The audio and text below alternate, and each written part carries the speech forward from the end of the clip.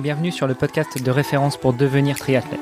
Je suis Hermano, papa de 4 enfants, producteur de podcasts sportifs depuis 2014 et triathlète depuis plus de 20 ans. Mercredi, milieu de semaine, motivons-nous ensemble en parlant sport et triathlon. Et pour ne rien manquer de nos actualités et participer à nos podcasts, rejoignez notre groupe Facebook. C'est le meilleur moyen d'être tenu informé des invités de la semaine et d'échanger avec nous et parfois même avec elles et eux. Salut les sportifs, c'est Hermano et vous êtes dans un nouvel épisode du podcast Devenir triathlète. Olivier de Scooter co-anime toujours cet épisode avec moi. Salut Olivier. Salut Hermano. Et nous avons toujours à nos côtés notre invitée Juliana Antero. Salut Juliana. Bonjour Hermano, bonjour Olivier. Tu nous avais offert une présentation de toi hier. On a parlé INSEP, INSERM, recherche. On a parlé de femmes dans le sport. Justement, aujourd'hui, j'aimerais qu'on s'attarde un petit peu plus sur la place qui est laissée aux femmes dans le sport. On parlera un peu justement après du projet Empower, mais déjà, à ton niveau, qu'est-ce que tu peux nous dire sur la place des femmes dans le sport, la place qui est laissée aux femmes dans le sport et peut-être une brève historique des femmes dans le sport? Oui, avec plaisir. Nous, à l'Hermes et aussi au CEP, les deux laboratoires de l'INSEP, nous avions fait une étude avant ces derniers Jeux Olympiques et nous avions montré que parmi les pays les plus primés aux Jeux Olympiques, la France était le seul pays où il y avait un déséquilibre, une disparité entre le nombre de médaillés femmes et hommes. La France présentait 70% des médailles masculines contre seulement 30% des médailles féminines.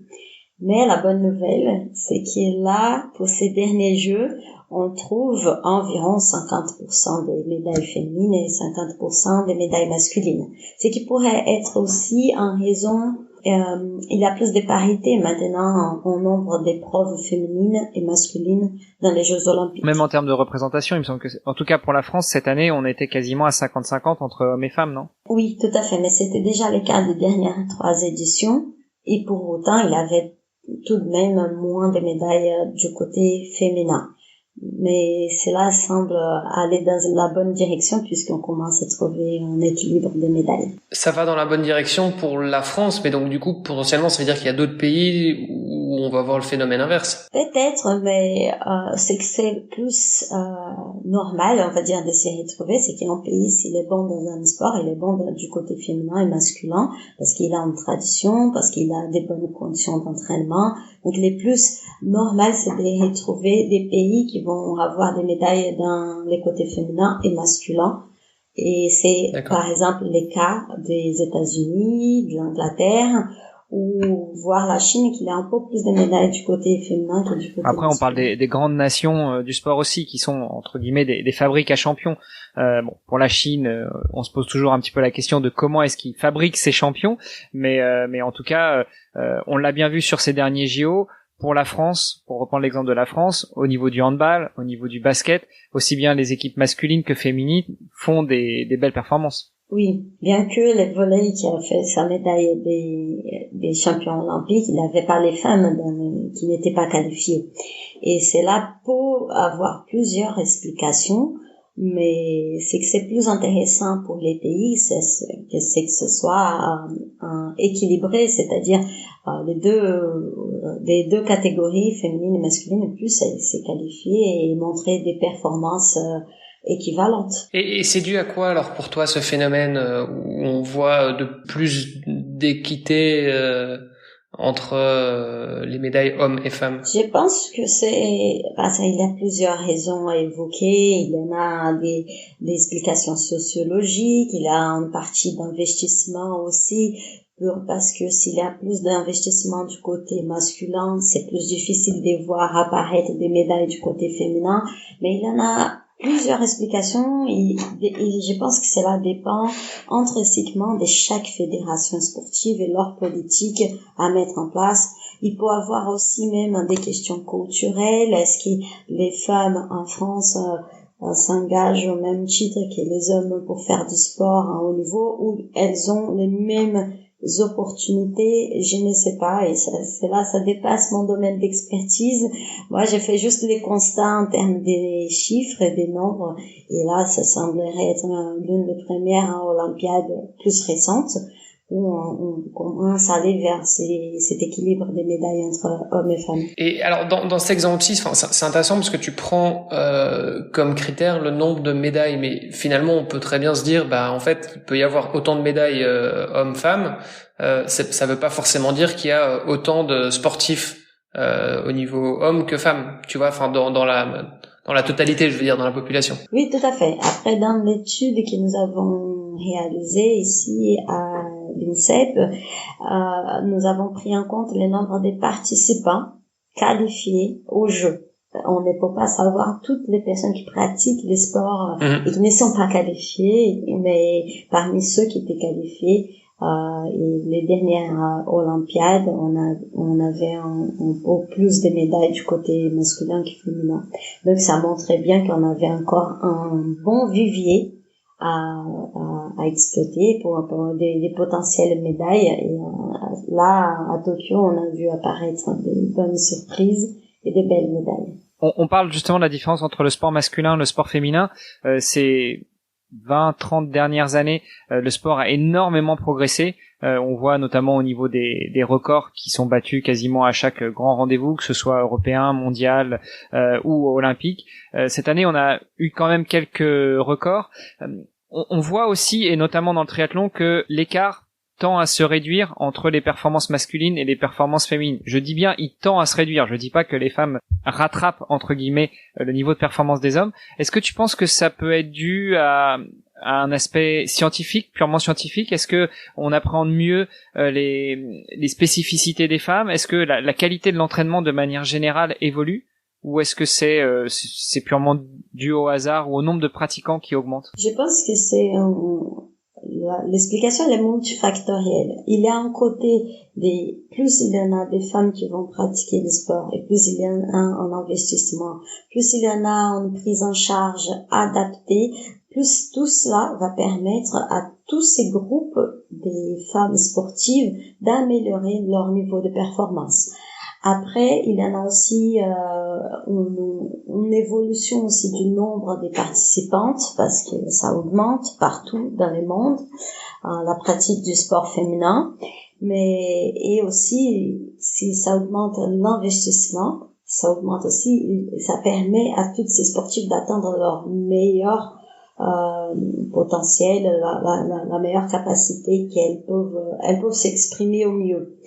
Après, nous avons réalisé des études aussi ici au centre de l'Hermès et nous avons montré que parmi des sports chronométrables, c'est le cas de l'athlétisme, les gaps entre la performance masculine et féminine se stagnent. C'est-à-dire, il semblerait qu'on a atteint quand même des deux côtés, du côté masculin comme du féminin, on s'approche vraiment vers notre limite biologique, physiologique, vers les plus grandes performances. Et ces gaps, ça varie selon les disciplines, mais en moyenne, c'est un écart de 10% des performances. Pour reprendre l'exemple du triathlon, il y a ce nouveau challenge qui devrait voir le jour en 2022, le sub 7 ou sub 8 sur la distance Ironman. On voit que le gap qu'il y a entre les hommes et les femmes, il est d'1 heure. Donc on est à 1/7. On est à 14% au lieu de 10, quoi. Voilà, on est un peu plus haut que 10%. Oui, ça varie selon les disciplines. Il y a des disciplines qui c'est de l'ordre des 7-8%, d'autres il y a un peu plus. La moyenne, c'est à 10%. Et il y a une explication physiologique pour cela. Il y a aussi une explication de temps, non, je pense, parce que, finalement, un effort qui est peut-être un petit peu plus explosif, la différence se sentira peut-être moins que sur du long. Ou bien au final c'est proportionnel et ça reste la même chose. Est-ce qu'il y a plus d'écart? En fait, ma question c'est est-ce qu'il y a plus d'écart de manière proportionnelle sur sur du marathon par exemple ou du triathlon longue distance que sur d'autres disciplines plus courtes? Nous nous sommes posé aussi cette question pour savoir si l'écart s'exprimait de façon plus importante parmi les filières aérobiques ou plutôt celle anaérobique. Et nous avons trouvé que l'écart il diminue vers des sports d'endurance. Plus on va vers la haute endurance, plus cet écart entre la performance, et quand je dis cet écart, c'est entre les records masculins et les records féminins, il a une tendance à diminuer. Après, selon les disciplines, il y a d'autres facteurs qui entrent en compte. C'est le nombre de pratiquants aussi, parce que plus le nombre de pratiquants est important, plus on a la probabilité de trouver une meilleure représentativité. Oui, et de trouver une génie du sport, de trouver des personnes qui sont vraiment atypiques, on appelle les outliers, qui sont ceux qui vont faire des performances extraordinaires. Plus il y en a des pratiquants, plus on augmente cette probabilité. Donc si on va vers des épreuves où il n'y en a pas beaucoup de pratiquants, c'est un peu plus rare de trouver ces performances extraordinaires, et donc l'écart il peut être plus important. Mais la tendance va dans la direction de l'endurance. Dans l'endurance, les femmes tendraient à avoir un écart moins important avec les hommes. Et ça, c'est quelque chose qu'on voit aussi d'autant plus sur l'ultra-endurance. Je pense notamment à la fameuse transcontinentale à vélo qui fait à peu près 4000 km, qui traverse l'Europe. C'était l'édition d'il y a 2 ans, je pense, où c'est une femme qui l'avait gagnée, alors que on s'y attendait pas forcément, mais effectivement, et elle a vraiment explosé pour le coup les records en roulant 400 km par jour, presque. Je crois qu'elle a terminé l'épreuve en 11 jours, donc c'était vraiment une performance assez incroyable. Et en fait, c'est vrai qu'on voit ça de plus en plus, en tout cas dans le domaine de l'ultra. Donc ça rejoint ce que tu dis. Et finalement, il y a aussi un autre aspect, je pense, qui est fondamental, c'est qu'on n'est plus juste sur une performance physique. Le mental intervient énormément. Je veux dire, le mental prend une place beaucoup plus importante quand on rallonge les distances. C'est l'une des hypothèses évoquées aussi. Il y a aussi physiologiquement, ce sont des hypothèses. On n'a pas encore une bonne explication pour cela, mais c'est aussi la fatigabilité qui serait les femmes auraient une fatigabilité moins importante, donc elle leur permettant, du moment qu'elles sont endurantes et qu'elles s'entraînent, de garder cette capacité à répéter les mouvements. Donc c'est le cas dans le mouvement de l'ultra-endurance, avec une neurofatigabilité plus petite vis-à-vis des hommes, et c'est là que peut-être qu'elles vont gagner un peu plus des performances. C'est la première fois que j'entends ce mot-là, moi, la fatigabilité. Je le connaissais pas. Ah, mais c'est peut-être pas. Si, ça existe. Ah, d'accord, parce que là, j'ai eu un doute, parce qu'en anglais, un neurofatigability. C'est pour ça. Non, ça doit très probablement exister. C'est juste que c'est peut-être un mot un peu technique. Enfin, je comprends l'idée, hein, mais je regarde. Mais donc la fatigabilité, c'est la propension à se fatiguer rapidement ou non. Tout à fait. Et je regarde en anglais, on dit. Non, mais je remets pas du tout en cause. Ah, mais moi j'aimais parce que parfois je fais ça et j'invente des mots. Hein, on a parlé des hommes, on a parlé des femmes, on a parlé de la représentation de chaque sexe dans le sport. Je vous propose que demain on revienne directement sur le projet sur lequel tu fais des recherches au sein de l'INSEP, c'est-à-dire le projet Empower. Parfait. À demain. À demain. Merci d'avoir écouté cet épisode jusqu'à la fin. Si vous l'avez apprécié, je vous rappelle que vous pouvez venir sur le groupe Facebook pour nous laisser un commentaire et interagir avec nous et nos invités. Et n'oubliez pas de nous aider à progresser dans les classements et dans notre exercice de podcast en laissant un commentaire sur Apple Podcast. À demain pour en savoir encore plus sur notre invité de la semaine.